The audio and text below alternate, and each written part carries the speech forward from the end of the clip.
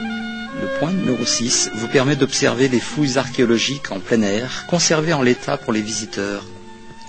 Ce site a été mis à jour lors du déblayage du terrain, sur lequel l'on escomptait construire des logements pour le personnel travaillant sur le site en 1985. On a d'abord découvert des ossements humains, des outils en fer, des accessoires. Les dimensions des fouilles sont de 4 mètres sur 5 et 2 mètres 40 de profondeur.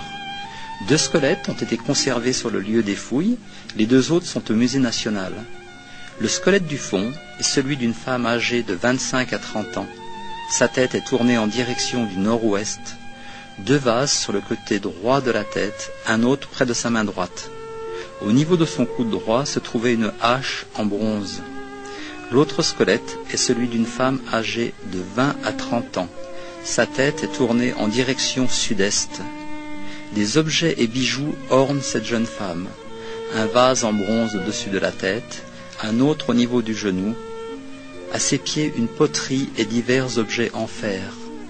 Un collier de perles de pierre et verre, ainsi que des bracelets de pierre, nacre et bronze.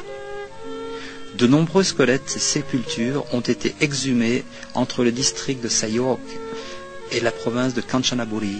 Ils datent de 1800 ans environ. Cette zone était habitée durant les temps préhistoriques.